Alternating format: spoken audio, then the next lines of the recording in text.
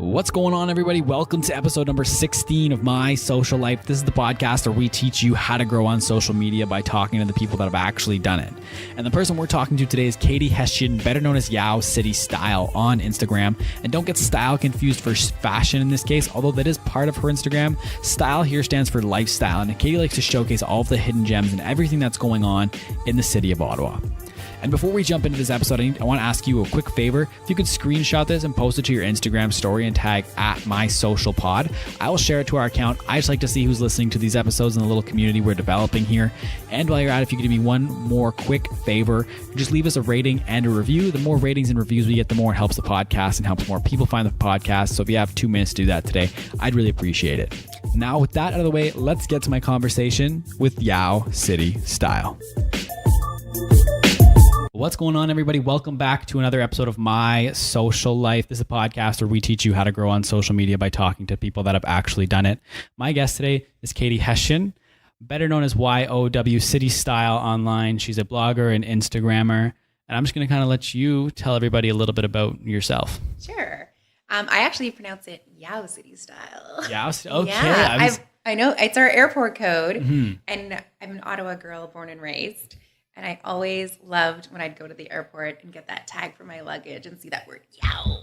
Yeah. So I'm an Ottawa girl, born and raised, like I said. I did take some time living in Toronto. I moved back to Ottawa about 5 years ago. For most of my career, I was actually a special ed teacher. And I moved back to Ottawa when I was on maternity leave. So got back to my hometown, didn't have a job just to go back into. And so I ended up sort of having to reinvent myself here, I guess. I did start looking for jobs in teaching, but very soon after coming back, I actually was pregnant again with my daughter. So I have 2 little kids who are really close in age. And that sort of forced me to have this pause in my career. But I also spent quite a bit of time looking at Instagram on my phone with a sleeping baby on top of me. And that's where I really started to get a feel for what my hometown was like since moving back. And I have to be totally honest that I found that there was a lot of negativity about Ottawa. It's kind of got, or had, I would say, I feel like the reputation's really changing, but we did have a reputation of being bit of a sleepy city with not really much to do and not much fashion sense. And really, people were just saying it was boring. And I have to admit, when I first came back, I sort of felt that as well because I'd come back from Toronto. But I knew that nothing was going to, or Ottawa wasn't going to improve with that message continuing to be put out there. So I started my Instagram as a way to spread a lot of positivity about our city. And I really feel that not because of my Instagram, but since I started my Instagram, that really the tune, like it's really like people's tune have really shifted about Ottawa. And I don't know. I always think that you should just kill with kindness and that caring is contagious. So that's essentially what I did when I started the Instagram. Mm-hmm. And so when you started the Instagram, I went all the way back to the beginning. Yeah. When I was doing it. The vibe I kind of got when you first started it was almost like showcasing the fashion of people in Ottawa. Yeah. I got like a Humans of New York vibe if it was fashion focused kind of. Yeah. So that's actually how a lot of people described it. So I was on maternity leave when I started it. So I was postpartum, not getting a lot of sleep. So didn't really have the fresh face I have today. And my fashion sense at the time was probably more along the lines of just hanging in my Lululemons. So when I started this Instagram, I initially started because I took a photography class at SPOW. And it was more like I'm a really creative person and I love doing things. And I was at home with these 2 babies, but I really needed an outlet and to do something that was for me. So photography was always something my entire life that I've really loved. Like even back in grade 7 I was the kid at school with a disposable camera. So I just thought I would take this course just as something to do. And I then when the course was over, I knew that I needed a reason to keep on taking photos. Otherwise, it would just, like, all of my new knowledge or skills would just go to the wayside. So I came up with this idea where I was featuring sort of fashionable or interesting people in our city and asking them the question, what do you love about our city? Or like, what's your hidden gem or whatnot? So yeah, a lot of people did describe it as sort of a Humans of New York page, but there weren't any sad stories like you see on that page. Yeah. It was all really a celebration of Ottawa and all these cool things. And for me, like, I had just moved back here, and those were the things that I wanted to know about. So it was a great way for me to, like, you know, get out there, find out all the cool restaurants, where to shop, and I met so many people. So actually, at the very beginning, it's almost like a little diary of all of these new friends I got to make when I first moved back. So it did evolve, though. And actually, I would say that, well, maybe we're going to get to this question in a bit, though, what you were asking about sort of how to grow the page. So remind me to talk about it afterwards. Yeah. But it did evolve. So I guess, like, I didn't start it with the intention of wanting to be an influencer by any means. It was really just a project, like a love letter to Ottawa. And then it ended up shifting when I started becoming more of that person who actually knew a lot about the city. And then it wasn't me having to ask everybody what was cool. Like, these things were coming to me. Like, people were like sending me messages like, come to this restaurant opening, or like, come to this event at a boutique. So I ended up becoming, I guess, more a face on the page. And then I started getting opportunities to actually have paid posts, and I couldn't put a stranger doing something to have a nice paid post. So it did have to be about me. And then now really the page is my face all the time. But when you started, so why style and fashion? Was that something that was always of interest and like a passion to you, or what was the reason for that? So like I said, I was a teacher, but I was always a really well-dressed teacher. And I've always loved fashion. And I would say, like, my sense of style has been really similar for a very long time. And yeah, but I don't, like, I wouldn't say that it's all about fashion at all. Like, I actually joke that it's all my favorite F words. So I talk about fashion, I talk about food, fitness, family, and fun times. And if philanthropy started with an F, it would be there too. Yeah. And so one of those F's there, family. So you mentioned before we got going that it's not a traditional like mom blog. Not at all. And I wouldn't say it's anything that I'm doing very intentionally. I honestly don't know how mommy bloggers do it. Like, to create content with your kids. My kids are 4 and 6. It's not easy. It's like, I will take a gig every so often if it's something having to do with my kids. But I have to admit, it completely stresses me out. Because I don't know, like, it's like, it's just very hard to take pictures of kids and get them to behave. So we do get a lot of great opportunities that involve the family, but, you know, and in the end, they end up turning out.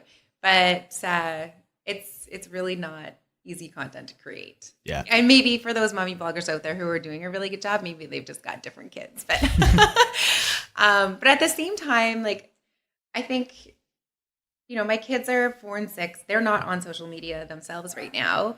But they're in school. And I, like, a lot of the moms at my kids' school know what I do. But I just don't think that it's my decision to be putting them out there.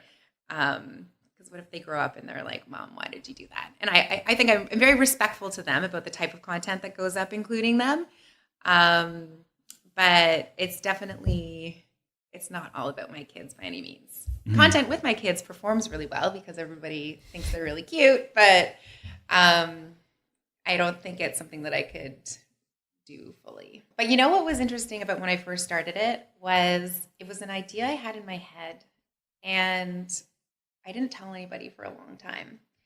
And it was right before my birthday. My birthday is at the end of March, was when I was starting to think about it. And then I remember being at the pub with my husband on my birthday and being like, okay, if I tell him, it means like tomorrow I'm starting this and I'm doing it. So I announced it to him and he was like, yeah, that sounds cool. And I think like a birthday is always like a time of renewal. Like it's almost like, you know, your new year is about to start and like, what are your goals? And yeah, so I voiced to him that I was going to start this. And I spent a good month creating content before I even published anything because I wanted to get a feel for, you know, what it was like to go out and meet these people and take their photos and get the content.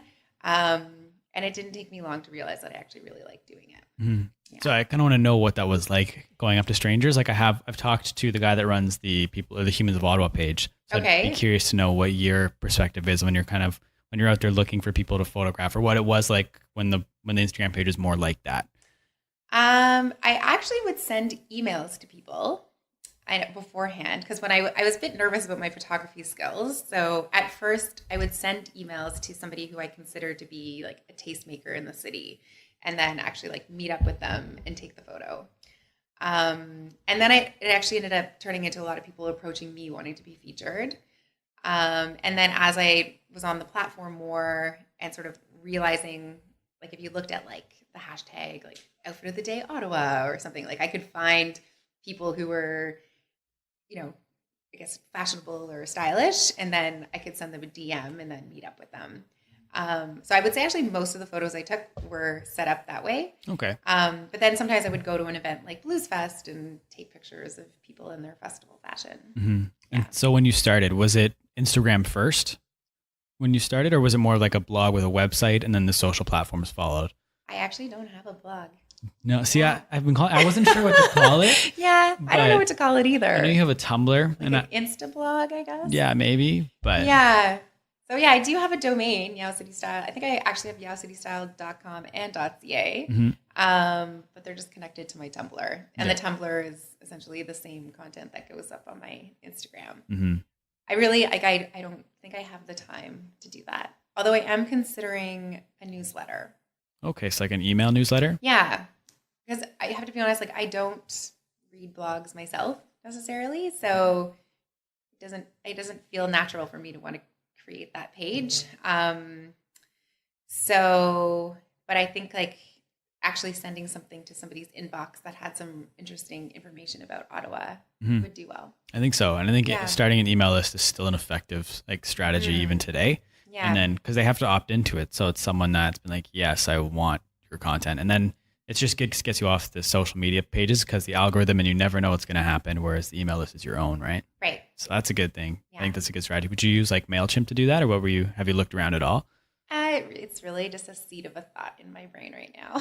That's fair. That's but fair. Probably MailChimp. Yeah, I have used that platform before. So that's fair. So then Instagram was your first platform that you started out on social with? Yep. Yeah. And then was it soon after that you got Facebook and Twitter, or was there a little bit of a gap? I think I started all of them at the same time. Yeah. Mm-hmm. And the content doesn't really vary on the different channels. Actually, I have to admit, I feel like I've been a little bit lazy about things lately because I used to have it that it would just automatically post to the other channels. And I just figured like, oh, like this is a way to, you know, be able to reach even more people with this content that I'm creating. But yeah, I don't really have much of a strategy. That's fair. Using the other platforms. Yeah. But Instagram, you kind of have a strategy that you go with a little bit. I guess. But I feel like my strategy is almost just my second nature. Like I like where I am right now, I feel like I'm just sort of in a cruise control of this is what I do. Here's a picture. And like when it comes to paid collaborations with companies, like I am never reaching out for them. Everything's just coming my way. Okay. But I think we're going to touch on that topic. We will. Yeah. Okay. Yeah. But I do want to talk more focused on Instagram. That's your main platform. Yeah. I think I had it written down. You started in March 2015, I think. I think my first post went up May. Oh, May. Yeah, because I remember I did a May the 4th be with you post. Yeah, okay, yeah. That actually, I do remember that. Yeah. And then I have written down here that by June 2015, so then like 2 months, you'd hit 1,000 followers already. Okay. Do you remember kind of that first month and a bit where that you got 1,000 followers? I really don't remember. I think I also wasn't sleeping that well at that point because my kids were still babies. But It did. It really did catch fire quickly in Ottawa. I think it was pretty unique. The fact that there was somebody spreading a lot of positivity about our city, and like people love looking at strangers online, right? So it's like, oh, who's going to be featured today, and what's their cool tip? And also, like, I was creating very shareable content. So, not only was my post going up on my page, but then the person I photographed would often share the photo and be like, oh, like I was featured on YOW City Style, go check it out. Or whatever business they gave a shout out to in the comments was sharing that as well. So that's definitely like a top way to be able to grow your following, is to be able to create shareable content. So essentially that's what I was doing right out of the gate. Yeah, that's fair. And then by October 2015, so not even like about 6 months, if that, maybe even less from starting the page, you got invited to Tel Aviv. I did. Yeah. It's still to this day like the coolest collaboration that I've ever done. That's actually one of the benefits of living in Ottawa too, with all the embassies around. But I couldn't believe it. Like, I got an email saying, yeah, we're considering sending you to Tel Aviv Fashion Week. It was from the Israeli embassy. And I had to sort of pitch them what I would do when I was there. And then I got the call that I was accepted. And they said that usually they were sending bloggers or influencers from like Montreal or Toronto, but it was the first time that they did a little bit of research in Ottawa. And like, really, my voice was so small in the city at that point. But I was honestly completely flabbergasted at that opportunity. And it was very cool. I was on a press tour with all these like really big time bloggers, like people who had like millions of followers on Instagram. And I was like, hey, like me and my 1,000 or 2,000 followers. Yeah. But it was a real learning experience for me too, hanging around those other influencers who were so big time. It made me realize that that was not something that I would be able, or not necessarily, like I'm sure if I wanted to make it grow that big, I could potentially get there. But the lifestyle of somebody who's flying around the world with their Instagram is just not realistic for me because I'm a mom. So, yeah, it's quite like it. And also like, married, and like you've got a lot of responsibilities back home. So a lot of the people who were on the tour with me were like single or just able to do that. So maybe like 10 years ago, it would have been a really cool thing for me to do. But yeah, the stage of my life right now, it's just not, it wouldn't be possible. But also like my focus really is Ottawa. So to be able to go to Tel Aviv was cool. And like my followers loved seeing my experiences when I was there. But what I do talk about mostly is the nation's capital. But so then was that an entirely paid trip, like all expenses paid? Yeah. That's awesome. I was there for 10 days. I was treated like a princess. Like the food in Israel is so delicious. And we went to restaurants for every meal of the day, and it would be like, you'd sit down thinking it was the meal, and then like the next course would come out, and the next course, and like dessert at every meal. And I was like, I'm coming home like 20 pounds heavier, although I didn't gain a single pound. That's awesome. And I think it's because the food is just so fresh there, and there's like no preservatives. So with that trip to Tel Aviv, how important was it to have a niche? Like if you think you didn't have the niche that you have, but you still have been invited? I'm sure that what they saw as the value of what I was doing was that I was going to bring back a message to people in Ottawa about Tel Aviv. And I think like a big part of the reason why they were doing press tours at the time, there was a lot of unrest in the country. And so really it was a way to promote the tourism and just the reputation of the country as being a safe place. So yeah, I think my niche comes more into play now that I have a greater audience. Like often when I did say that I don't really reach out to companies, but I did create a media kit, I think 2 summers ago, and sent it out to different PR companies, mostly in Toronto, I would say. And I introduce myself as somebody who has a very large Ottawa audience, if that's something that's of interest to them.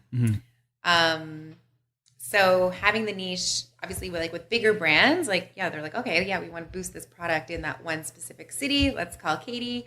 But what's also beneficial to me is that now local businesses are starting to see the value of influencer marketing, and I'm able to get a lot of gigs that way.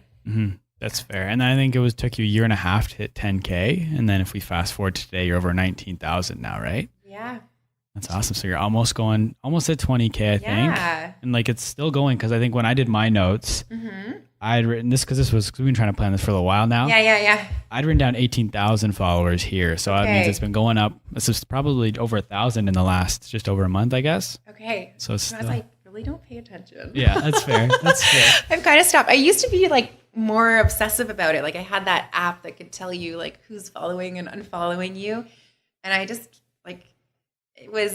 I didn't like the way it made me feel, because then you'd see somebody unfollow you and you're like, why'd you unfollow me? And then you see them out in the community and you're like, oh, maybe they don't like me, but you can't think like that. And I think that those apps are just really terrible for your mental health. That's fair. Yeah. But so getting to 19.4K, I think I'm at an even 19 right now, actually. Okay. Yeah. Okay.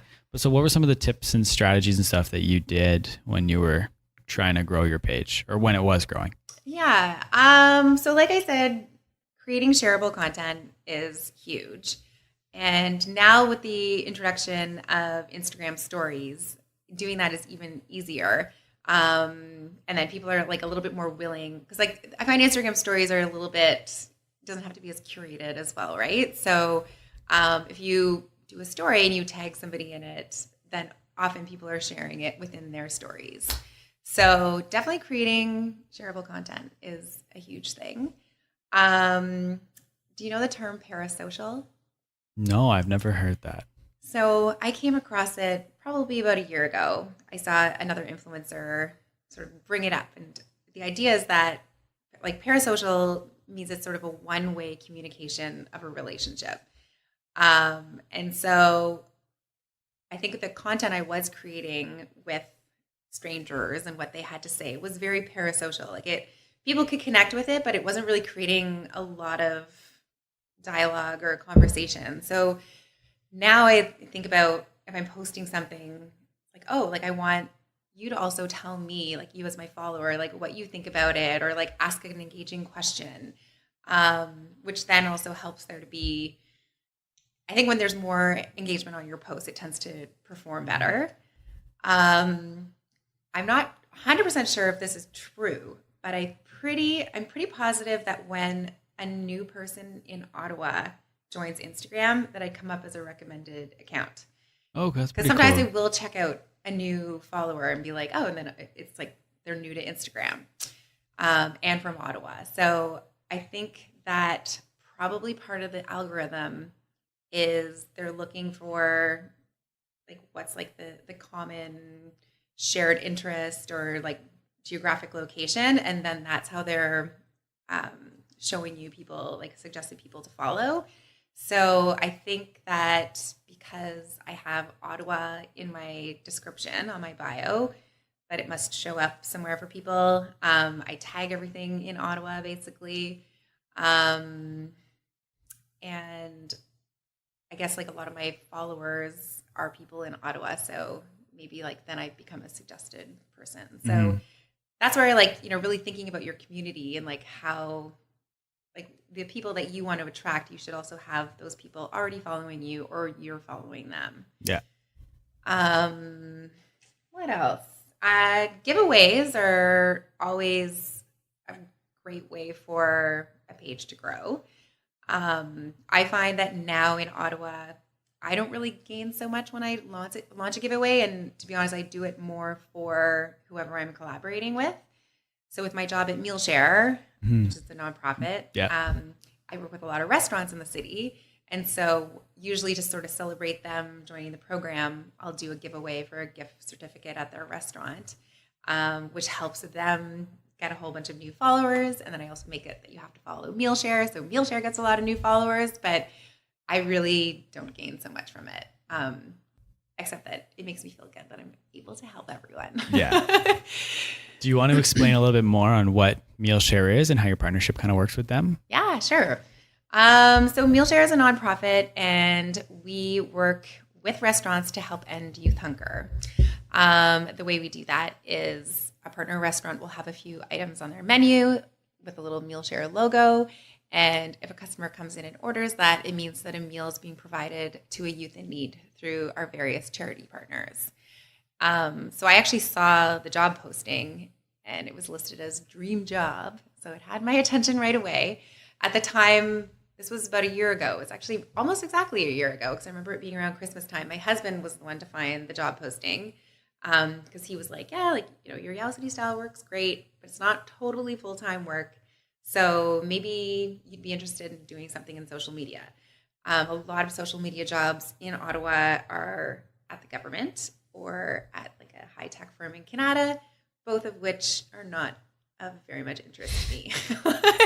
So I saw this job and I was like, oh, this is great. And I've always, with my page from the beginning, like there's always been a philanthropic feel to it. Like anytime there's like a fundraiser or any way that I can give back, I jump at that opportunity. So this job posting was honestly like, it really was my dream job. It was a way for me to be continuing to give back to the community, getting to work with all the amazing restaurants in our city, but then also being able to use my platform to help it grow in Ottawa. Yeah, that's awesome. Yeah. So there's two things that you said there when we were talking about ways that you'd grown. Mm-hmm. The first one was shareable content. Do you know what goes into making something shareable and what would help maybe increase the likelihood of someone sharing it? Yeah. So let's say you want to have a brand repost what you've done. I would say you should look at their page because everybody sort of wants that cohesive feel to their page. So making sure that you sort of hit that same aesthetic is what they're looking for.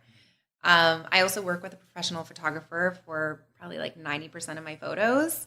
My Instagram husband is also pretty awesome, but yeah, it doesn't always turn out so well. But yeah, like creating, you know, really high quality image that brand would want to share is really just the key to it. And that's one I've never heard before, is trying to match the aesthetic of a brand with your post. That's really smart. Yeah. So does that mean, because if you're doing that then and you're trying to match all these different aesthetics, does that mean you have one that you follow, or is it kind of hard if you're matching other ones? To be honest, I don't think I really intentionally create shareable content anymore. Like I said, I'm kind of in cruise control, and like growing is not my top priority. Like I'm happy where I am, and so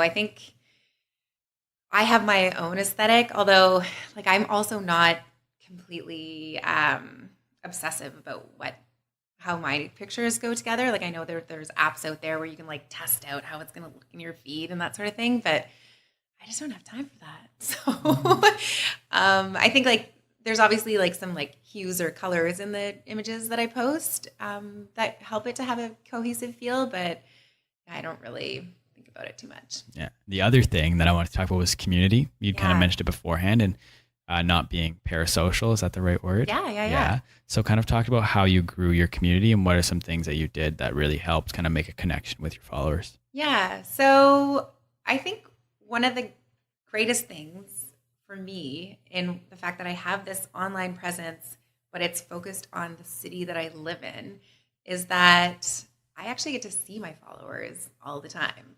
I get invited to different speaking engagements, or I'll even you and we ended up running into the street, into each other on the street before here. Yeah. So that's also I just love Ottawa for that sort of little small town feel that it has. So yeah, I think when you think of community, or when I think of community, it's a group of people who have a common goal. And my number one goal with my Instagram is to celebrate Ottawa and, get people off their couches and showing you all these cool restaurants or events that you could be going out to and really shaking that sleepy, boring city reputation that it had in the past. So I think that there's a lot of people, or my followers are like, they want that part of, like, they want to be part of that community. Like, yeah, like, this is the nation's capital. Like, we should be number one in the country. So, and like I said, I really feel like the vibe of Ottawa has changed so much in, like, especially the last 2 years. Yeah. Yeah. Do you agree? I agree. I think because I moved here from Manitoba after high school, and the vibe was definitely, it's a government town, 9 to 5, and then it shuts down, and there's not much going on. But I definitely feel like there's more of a, like you said, it's starting to increase, more positive. And I thought it was maybe just I didn't realize everything that was going on beforehand. So I think it's part of the rise of like people like yourself that are kind of promoting and showcasing all the things that there is to do. Because like I didn't know what there was to do beforehand. So I definitely think that it's on the rise. Yeah. And there's definitely a lack for communication about a lot of the things happening in Ottawa, which is what I felt, you know, like I lived in Toronto for 13 years and we had Now magazine, which, you know, you could pick up, it like listed all the concerts and like different restaurant reviews. And we don't really have a publication like that in Ottawa, and one that speaks to more that sort of millennial generation too. So I don't have the time, or maybe I have the skills, I'm not sure, but like I'm not going to start a newspaper or a magazine. So my Instagram is basically my way to get that same information out. And yeah, hopefully get people off their couches. Yeah. Yeah. That's awesome. And then sorry, back to being recognized. Has anyone ever come up to you because they recognize you from your Instagram, like someone you've never met before? Oh yeah. Yeah. It happens all the time. Yeah. What's that like? Like just being recognized in the street? You know what? It's funny because my first reaction is that I don't think it's that they know me because of my Instagram. I'm always like, did we go to high school together? And so then I'm like, oh yeah, you're kind of Insta famous in this town. Like I do forget about that. So yeah, I actually think it's pretty funny, especially when my husband's with me, like at an event, he's like, this is so weird. Yeah. But I want my followers to come up and say hi. Like I truly believe like whoever I am online is exactly who I am in real life. I'm a nice person. I'm a total extrovert. I like have always been a community builder. Like I was on students council when I was younger, and like I really gravitate towards like institutions that have a real community to them. So like Mealshare is incredible. Like the Mealshare community of restaurants, I love being a part of that. My fitness studio that I teach spin at, like same thing. It's got this real community feel. I went to summer camp and I'm like still friends with all my summer camp friends. So like just any place that like gives you that bond. So yeah, I love it when people come up and say hi. Do you remember the first time someone came up and recognized you? I don't think so. No? Yeah, no. No, that's funny. I was just curious. Yeah. But so I know you said that you're kind of in cruise control now and like growing isn't really your thing. But if you woke up tomorrow and everything was gone, like you had to start from scratch again, where would you start from? Or even would you try to do it all over again? Because I've had some people be like, I don't even know if I'd do it again. But like, what would you do if you woke up tomorrow and you had to restart? Man, I don't know. I've definitely I've had that sort of like panic or fear before. Like I remember this one time my Instagram account was acting really weird and I was like, oh God, what's happening? Am I getting shut down? Like this was so, because it's like, but at the same time, like all my eggs are not in that one basket. Like I do have, like when it comes to like a job, like I have other means of making money. I probably would start or try to start it again. And I think my followers would, all come back to me.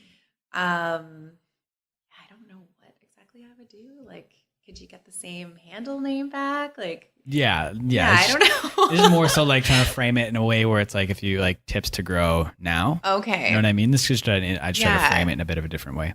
So I actually, I do a lot of consulting with different local businesses about growing their page. And I feel like I might be repeating myself because it's really like the idea of like creating high quality, shareable content, engaging with your audience, making it not parasocial. And I think also like that's one of the beauties of Instagram stories too. Like you can have that, static image and a caption, but in your stories, like you can actually hop on there and they can get a better idea of who you are. So really bringing like the social back into social media. It's not just a one-way street of communication. Like let people, they want to know you and like what you're all about.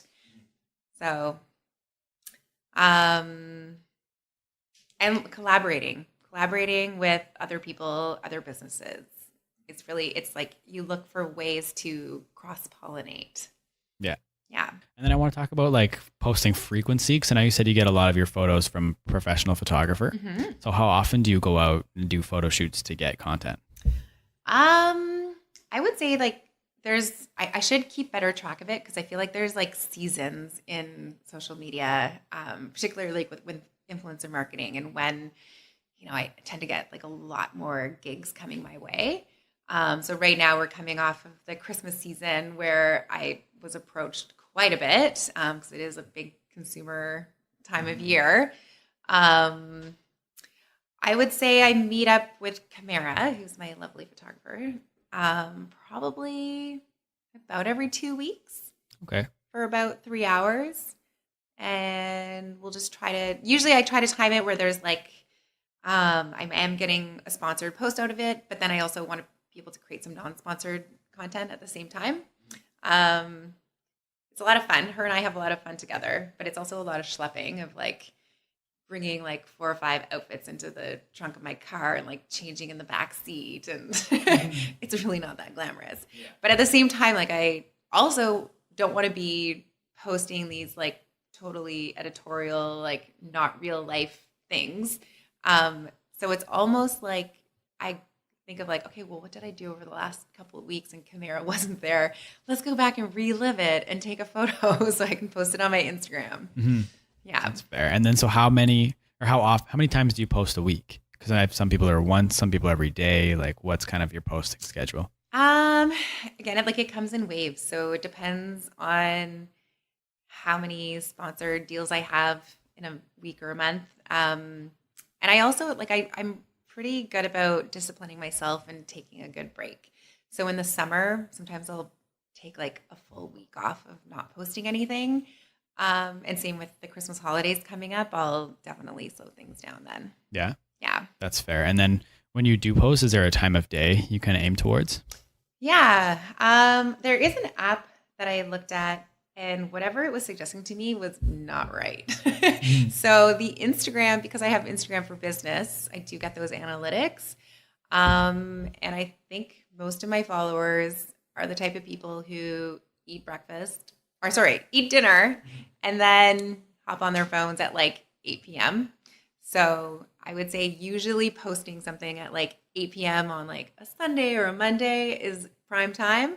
And then, yeah, sometimes I'll like, get trigger happy and I'll post something at like noon. And I'm like, oh, it didn't perform that well. And it's probably because of not being more strategic with when I should have posted. That's fair. Yeah. And then so one thing that we've talked about has come up a few times is working with companies and collaborating. Yeah. So usually how do they get in touch with you? Because you said you typically don't reach out to them. You usually kind of let them come to you.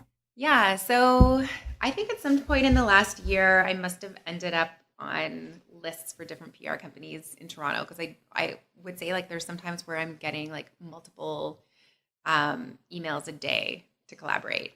And I'm pretty picky about who I will collaborate with, because I think being authentic and only promoting things that you actually would use is really important. But yeah, I often get emails. Sometimes I'll get a DM. DMs are really not my favorite because it's hard to keep track of messages. So I'll often just write back and be like, oh, can you please send me an email? Yeah, that's really mostly how it happens. So what's that balance then if you're getting a ton of requests to do like brand deals and stuff? Like what's the balance between sponsored posts to your own organic content? I know what it should be. And I feel that sometimes, like, because when it rains, it pours, like there are different times of year. Like I will catch myself like doing like sponsored post after sponsored post, and I hate it, but then it's like, oh, like I was supposed to post that day and I can't really get out of it. I think really the best ratio would probably be like a 3-to-1, like 3 not sponsored to 1 sponsored, which is hard to maintain if you are getting a lot of sponsored content deals coming your way.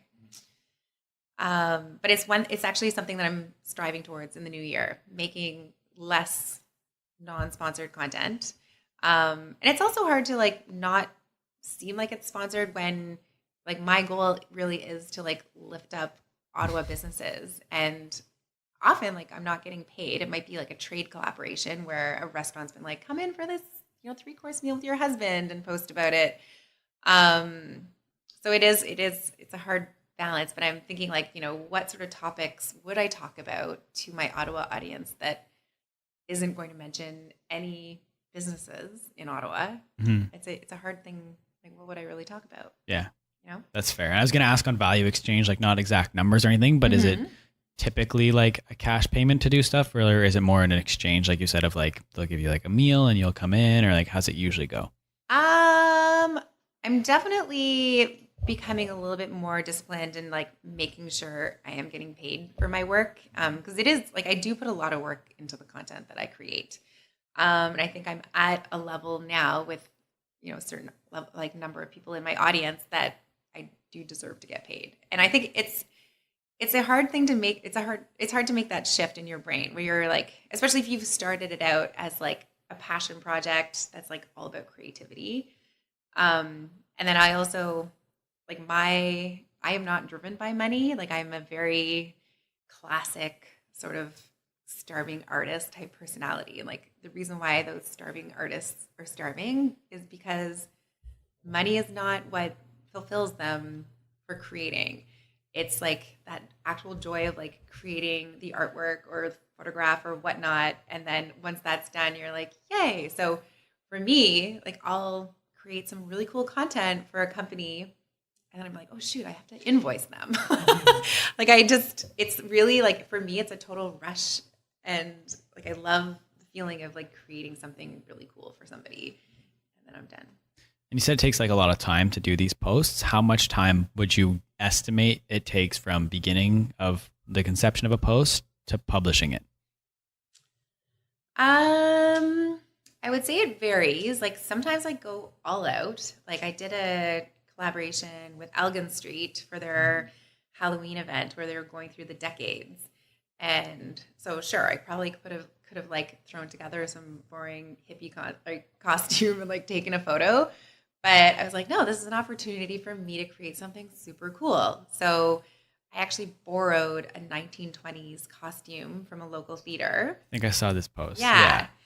And, did my hair and makeup like they would do in the 1920s, and went out like searching a place on Elgin that could sort of like give it that old school feeling. And then we took the photo, and like, the photo was so cool in the end.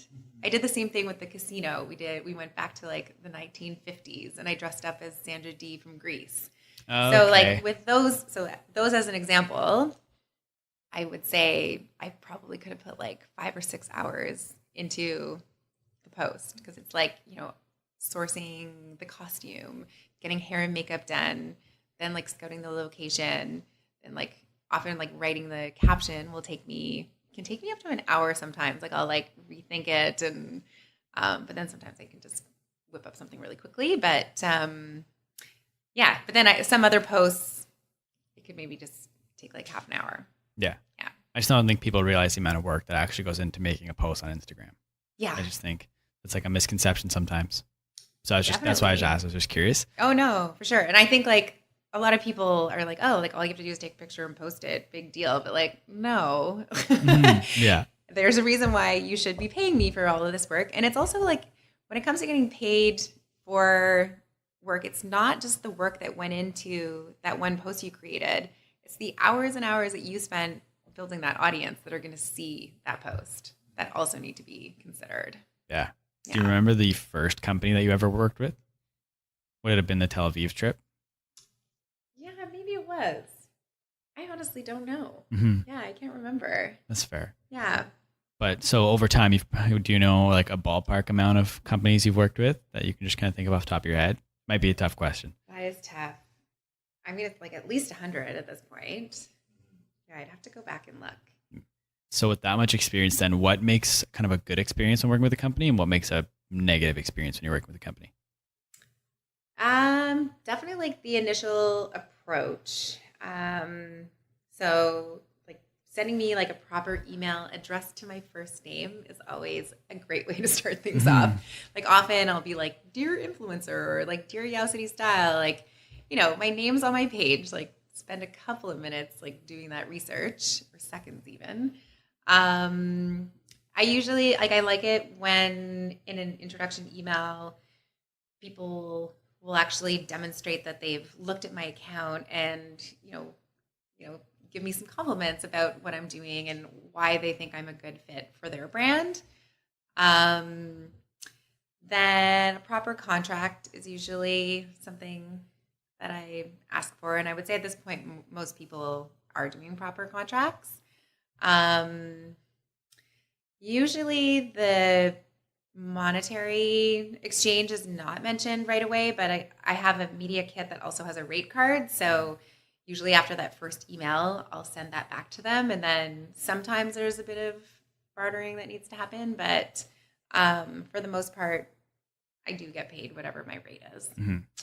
I like it if the company then shares my image also, because then there's a little bit of exposure out of it as well. Yeah, but then what do I not like about working with a company? Sometimes if they're a little too strict about the creative control of things, I might back away. So coming to me with like what an image has to look like or what needs to be written in the caption is a bit of a turnoff, because like it really should still be me, in my opinion, and for my page. Yeah, that's fair. And then one thing that you did mention in there was with rates. I don't, again, no numbers needed or anything, but is it like a rate per like amount of time required to go into the post? Or is it like, if you want 3 stories in an Instagram post, this is the rate for that? So I actually need to redo my rate card, but right now I have a rate for a post that also includes like attention drawn to the post via Instagram story. I have a rate that's just featuring your product in stories. However, I'm now changing that a little bit because I have a lot of companies who are like, "Hey, we want to send you some wine or some beauty products," and they're not necessarily wanting to do a paid gig. And I'm like, well, okay, I'll accept this and I'll mention it on my stories if I like it. So that's sort of where I'm moving towards with trade collaborations. And then, I think those are sort of like the only 2 That's fair. products. Yeah. Are companies looking more towards stories or feed posts? Like, what are they kind of more trend towards? Definitely posts. Like, I think that's what they want to see the most. That's fair. And then I usually just add in stories just as like a bonus. Yeah, a little value add. Yeah. That's fair. And then when the collaboration's finished, like I make sure to provide them with the numbers. So because I have a business account, I can like look at the insights, seeing what the reach was, impressions, like how many times it was shared, because that's actually a new thing, like the little airplane. And I'm surprised at how many times people send my posts to other people. Yeah. I'm like, really? Yeah. And then the amount of saves, and then, number of comments, that sort of thing. So, because essentially like influencer marketing is, I'm not going to say it's totally replacing, but a lot of companies are looking to it instead of doing print ads in a magazine. And when a company wants to advertise in print, like those publications have those numbers that they give off for their media kit. And I think as an influencer, like you should be sharing those numbers as well. So yeah. That's very fair. Yeah. And then one other thing with doing these influencer gigs, you're very local based. So a lot of people know what they're getting when they come to you. They know that you're an Ottawa based influencer and that's kind of the reach they're getting. Where do you land on with like either companies that are like national coming to you or kind of like small companies going to large scale influencers that have a large reach? Okay. So it's a 2-pronged question. Okay. So first question about national brands approaching me. again, like if it's a brand that I use and, I'm happy, like I would tell a friend to use it, then, that would be one check, being like, let's do this. But then I also, like, I think about my community and it's like, is this something that me posting about, is this going to bring them any value, me talking about it? And it's hard because like often those bigger national companies are the ones that have more money. And so again, like the way I sort of rationalize things sometimes is like, well, okay, this bigger company can pay my full rate for my post, which kind of makes up for these smaller companies that I'm working with, doing like either like trade collaborations or like giving them like a discounted price for posting. And then what was the second part? So then we have a lot of influencers in Ottawa with like, there's people who have like thousands more followers than I do. And I think as local companies are starting to wanting to use influencer marketing, they're like, oh, like, but look at her. She has like 80,000 followers. And they see that big number and that's what's so attractive. But then you have to think like, well, how many of those followers are actually your audience? Like you have a local business that, if you're not online, then, promoting yourself to like people in like Abu Dhabi is not really going to benefit you at all. So I feel that people really need to be a lot more transparent, especially like if you are an influencer with a business account and you know those numbers, like sure, maybe there's a small local company wanting to work with you, offering you money, and that's great. But if you know that your audience is not the audience that they want to be trying to attract, then you really should be honest and not accept that collaboration. Mm-hmm. Do you see that happening a lot? I do. Yeah. I can tell it's not something that definitely bugs you. Well, it does, because like my heart really is for our local businesses. And so, yeah, when I see that happening, like it's like robbery, really. Like it's completely false advertising. Yeah, I definitely agree. And I definitely think especially with small businesses, like it's more effective for them to partner with someone like you or someone that's local to Ottawa because that's where most of the base is. I think it's also not like trying to make an excuse for the big influencers, but it's also like smaller businesses probably just being uneducated on best practices when working with influencers. Yeah. So they just kind of get blown away by that big number and they're like, okay, let's do this. So yeah. But yeah, I definitely agree with what you're saying that transparency is really important. Yeah. Mm-hmm. So I actually list all of those numbers on my media kit. Oh, I break down the demographics, age range, male, female split. I share that with everybody. Yeah. Yeah. That's good though. Like you said. Yeah. And even with the local companies that I've done some consulting with, I say to them, I'm like, well, okay, if you're going to work with this person, ask them for a screenshot of their demographics before. And then this one optometry clinic that I work with, they were actually one of the first Ottawa companies to like really, go full steam ahead with influencer marketing.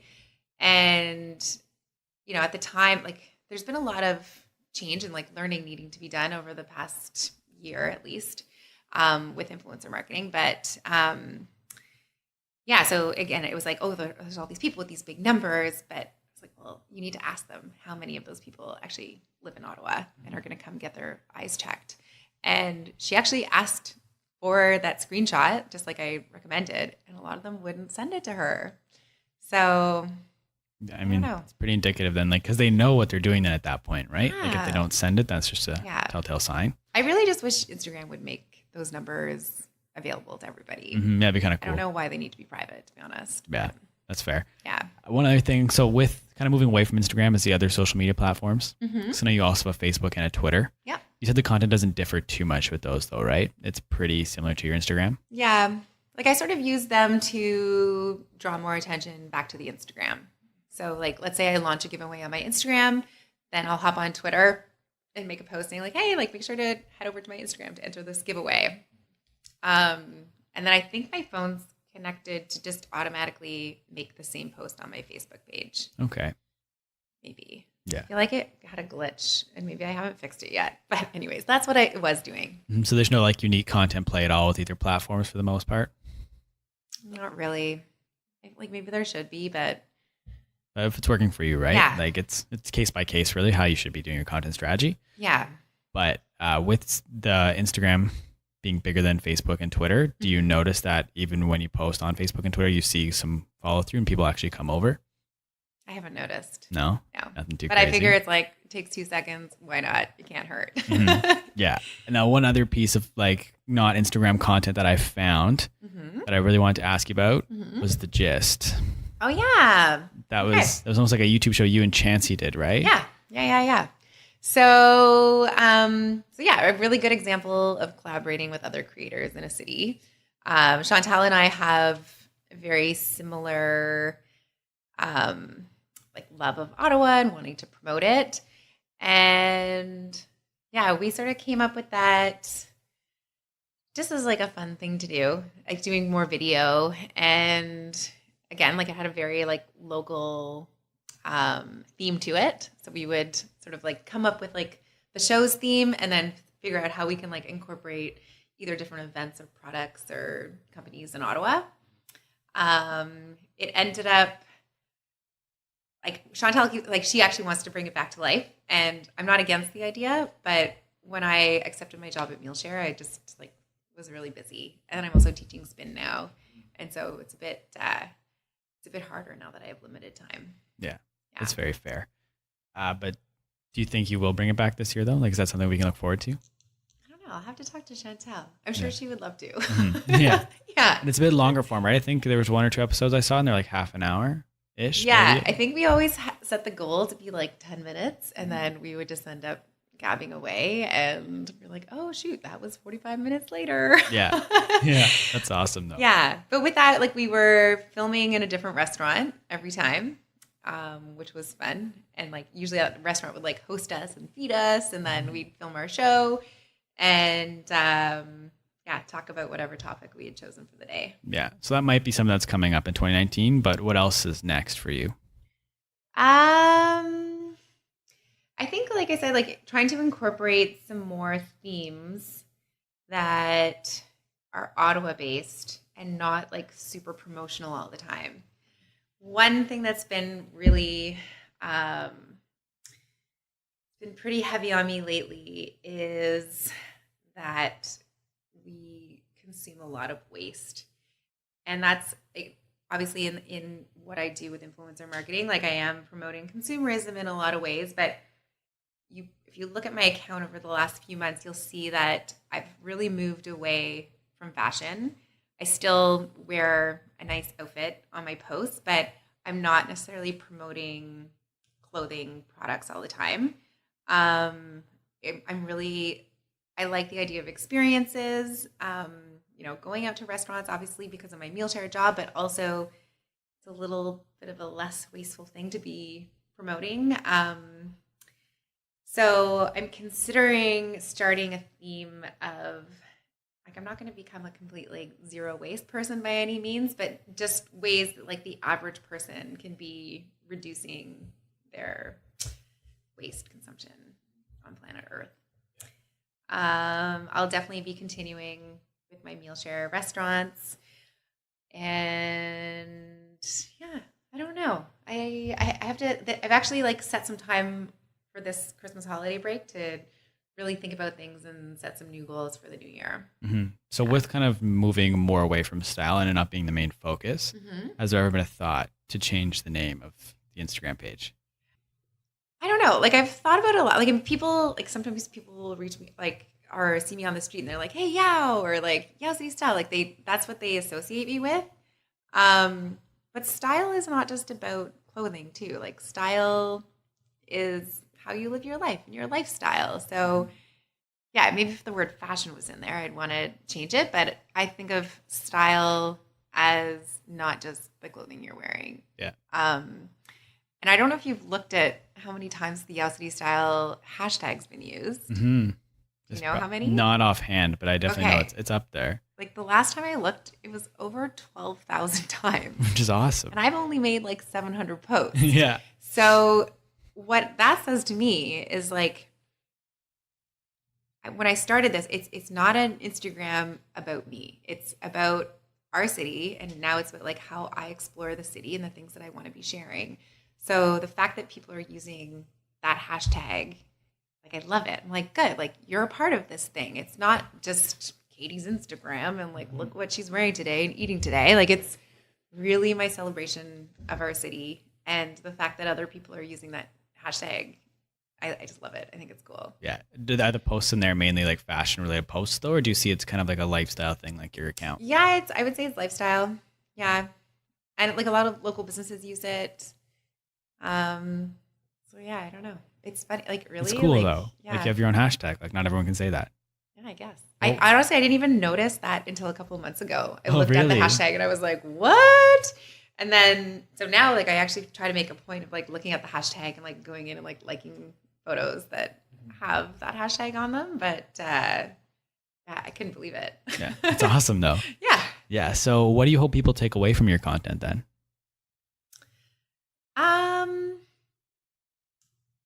I really, and I think it does happen. Like I have friends who live in different cities and they're like, you're making Ottawa look like it's Brooklyn. And I don't want Ottawa to not be itself. Like I think we have our own identity. And I think a lot of what's been happening with the change over the last year is like we're really stepping into like a stronger identity of what we are. Our local businesses are a huge part of what helps define us, which is why that's what I want to celebrate. So one question before we kind of jump into a Q&A would be long-term goals. Like I know we talked about 2019, but I'm talking like long-term goals, like anything that's really like that you're striving for. So do I think I'm going to be in influencer marketing for a long time? I really don't know the answer to that question.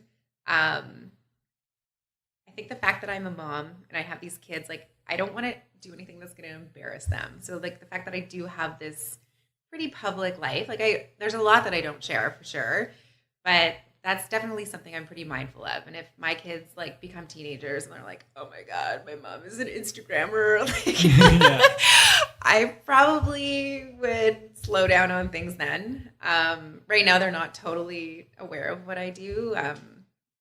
So yeah, that could play into it. But like one of the things that I really realized, especially with my new role at Mealshare, is how like having a personal brand can be so valuable in other ways. So like I've been able to really grow that program in Ottawa, I think largely because of my personal brand and having that voice here. So definitely like I would continue to look for ways to use it for good. But then I'm also thinking like with a career change, like what could you do now that you have this great personal brand and an audience? And I might consider revisiting something that I started about 15 years ago, and that is getting my real estate license. Okay. So maybe I'll be a cool little Instagramming real estate agent. That's awesome. That'd be cool. Yeah, but I think it would be like still an easy way for me to like still create content that's of interest to an Ottawa audience. Like it wouldn't just be about showcasing homes, but you know, like these are the neighborhoods and like what's here.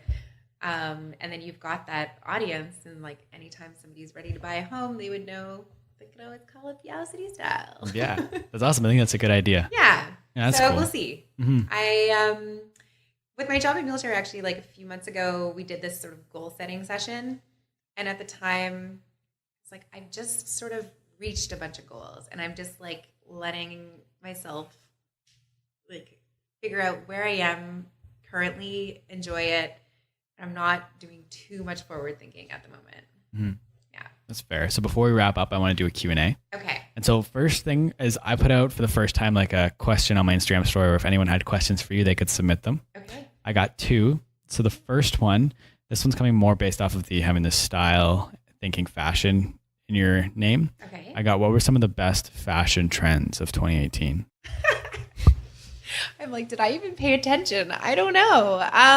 2018. To be honest, like my brain really has been not so focused on fashion this past year. And I'm not one to really follow trends because I have my own sense of style and I just sort of like doing my own thing. But what was really big this past year? I liked the return of sort of like Doc Martens and that sort of like 90s revival. because that's when I was in high school. So seeing like a lot of my old faves come back was pretty awesome. Mm-hmm. That's fair. Yeah. And the second question, so that first question was from my brother. Okay. And then the second was from my friend Hayden. And he said, what are some of the best gems in Ottawa? Because he looked at your account and saw your bio was searching for Ottawa's best gems. So he was curious as to what some of the best gems were. This could be a long list, really. Yeah. We could be here all day. Very true. But before I answer the question, one thing that's really interesting about my account, and it's something that I've started to do too, is that people coming to Ottawa will find my account and then send me messages being like, hey, like what restaurant should I go to or where should I go shopping? So now when I go to other cities, I'll look up, like I was just in San Antonio and I looked up San Antonio blogger and then reached out to a few of them being like, okay, I'm going to be here for a few days. Where should I go? So I do get asked that question a lot, mostly around restaurants, I would say. Allowed to really mention favorite restaurants because I have relationships with a lot of restaurants. That's fair. We can skip that if you want. Yeah. But in my neighborhood, I live in Old Ottawa South. Okay. And it's really quite a little gem. Like we're close to the canal. Brewer Park is amazing for families. The Ottawa Lawn Bowling and Tennis Club that's right there is incredible. I've lived like 3 blocks away from it for 5 years now, and I only discovered it this past summer.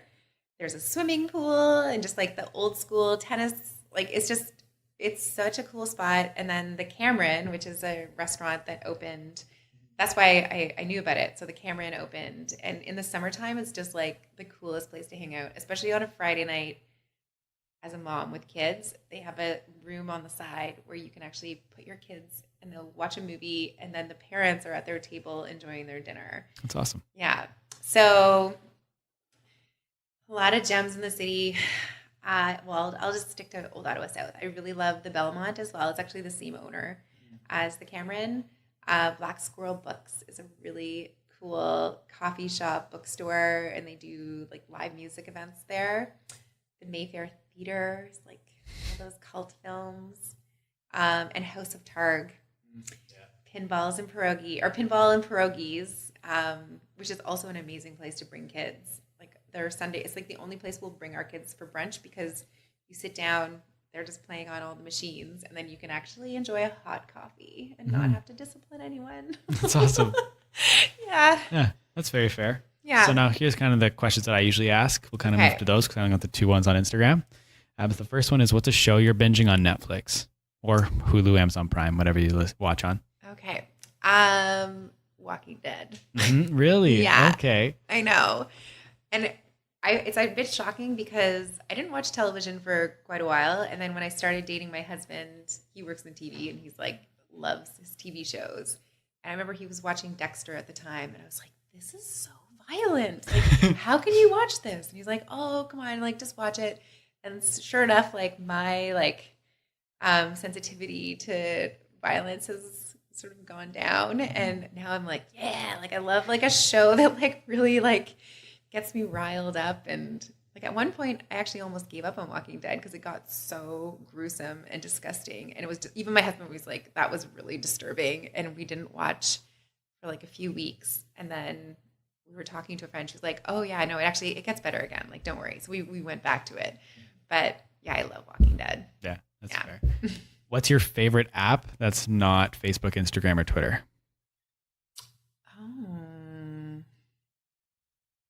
I have to look at my phone quick. Yeah, of course. Most people do. Yeah. Like, what shows up?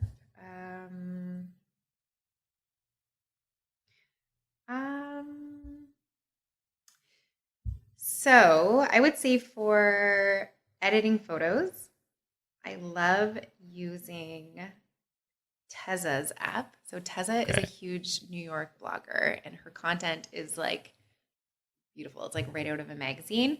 But she's created an app that has a bunch of different presets. So when I do work with my Instagram husband and not Camara, I'll often go to that app to play around with editing. And then another really great one for editing is a color story. Okay. Yeah. That's very fair. Who are some Instagrammers that you follow that you'd recommend other people go check out? Well, I love Tezza. She's great. This Renegade Love. She's from Toronto, and she's just like really real. She talks about influencer marketing quite a bit, and just like really tells it like it is. And then in Ottawa, if you want to find out about cool things happening in Ottawa, I love Consumed by Carlo. He's a food blogger. Shancy's page is really cool. Little Miss Ottawa is always out and about. Amy and 613. The Apartment 613 Instagram and blog is also a really good resource. Yeah. That's about it. That's right. Do you watch any YouTube? And then if so, YouTubers that you'd recommend? My husband's YouTube show. Let me plug that one. Oh, there we go. Oh, no way. Yeah, he has a show. He actually won a development deal in the New York Television Festival about 4 years ago. So his show is called Coolest Thing I Ever Made. And he goes around profiling people who make like really wacky, strange things. So like, you know, the DeLorean from Back to the Future. There's a guy in San Francisco who made a DeLorean hovercraft. And so, yeah, he finds all these like crazy people. But he actually just got a development deal through the Bell Fund, and it will be filming season 2. That's awesome. Yeah. So, yeah, you should definitely check that out. You'll love it. For sure.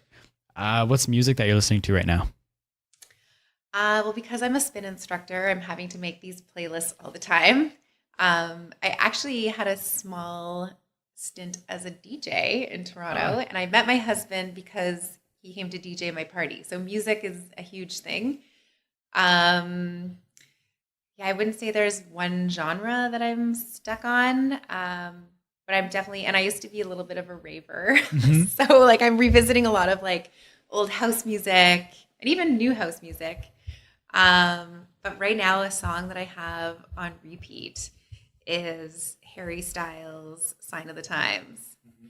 It's so good. It's like something David Bowie could have recorded. His whole album that he put out solo is just completely different from anything he put out with One Direction. And is that where he's from? Yeah. Okay.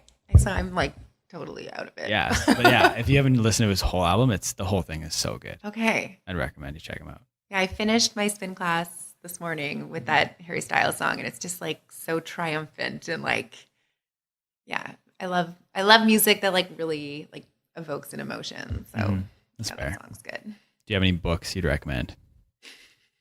I really have not read a book in the longest time. It's so sad. I just haven't had any time. So yeah, no good reads as of late. Mm-hmm. If I read books, I'm reading like Curious George to my kids. Okay, that's right. Do you have time to listen to any podcasts though? Yes. Well, obviously The Social Life. That's a good one. I love that one. It's great. And I listen to Mindful Mostly. She's a girl out of Toronto. I really like her take. She like it's very much me, where you try to be really mindful and make all these great choices in your life, but then you'll also like eat a cheeseburger and Netflix binge for like a whole afternoon. So it's just having that really good balance in life, and she talks about that and has some really interesting guest speakers on. And then just this morning I was listening to a podcast. It's a new one from a girl who actually comes to my spin class, Laura Kelly. And it's called You Might Not Like This. And so she's interviewing mostly women so far, just about their jobs and their takes on different subjects. Mm-hmm. That's pretty cool. I'll have to check those out. Yeah. I was going to ask restaurants in Ottawa, but we'll skip that question. Yeah.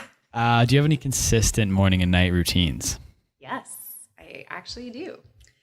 I start every day with bulletproof coffee. Okay. Do you know what that is? Yes, I do. Okay. So it sounds weird, but adding butter, MCT oil, and I also add collagen powder. Okay. One of the things I realized, not just with my like event, getting invited to events through my Instagram, but also my job at Mealshare, was that I'm constantly eating at restaurants or at events having like champagne and canapes. And I was like, I am going to put on 500 pounds if I keep it up at this rate, which is a huge part of the reason why I started teaching spin, because I knew it would keep me accountable to fitness. But then bulletproof coffee, I was essentially starting every day with just coffee and then having this like caffeine crash. And then it was my acupuncturist who introduced me to Bulletproof. And I was like, this is amazing. Like, it's like, because you're getting calories and fat first thing in the morning. And then I will eat my lunch at like noon. So yeah, every morning I do that. And then every night after the kids go to bed, my husband and I put on some herbal tea and eat chocolate. Like every night. That's awesome. Yeah, we get like little pieces of chocolate, and I'll actually like crumble it into smaller pieces so that it will last me an entire TV show. Hey, whatever you got to do, right? That's awesome. Yeah. So yeah, a weird little habit, but I've been doing it for a long time. Yeah. Do you know who Gary Vaynerchuk is? Yeah. Okay, so I stole this question from him. Okay. It's what are you obsessed with? But it's not like a high level thing. It's a very, very nitty gritty thing. Like I bought a new sweater the other day and it's so comfy. I'm obsessed with my new sweater. Like I love it. Okay. What am I obsessed with? Okay, hold on. You're going to have to pause for a second because I need to think about. There's got to be, I know there's something lately that I've been like really into. I'm just trying to think about what it is. I don't know if I can answer that question. Because I also like, I feel like the word obsessed is getting thrown around a little too loosely lately. Because it's like being obsessed with something is actually like a little unhealthy. So what am I really loving? Honestly, like I love feeling healthy. I love like fitness. I love, kombucha and, taking my vitamins. I've been doing acupuncture and chiro like pretty religiously for the past few months. And like, actually I'm obsessed with napping. Okay. That's fair. And I come from a family of nappers. My parents take a nap every day, and having even just like a 20-minute nap in the middle of the day is so revitalizing for me. Mm-hmm. So yeah, I'm obsessed with my naps. That's awesome. The next question is 3 items on your bucket list. I really want to go to Burning Man. Okay. Like, yeah. big time. I don't know how I'm going to do that with small children. I will obviously leave them behind, although I think sometimes kids go, but Burning Man for sure. Tokyo, I have to go to. I don't know when also, but I think maybe like when my kids get a little bit older, I would consider bringing them because I think it would be so fun for kids to see it. And another bucket list item. I sort of actually checked this one off this past year. I took some singing lessons. Awesome. And I'm not a really great singer by any means, but I feel like singing's kind of a superpower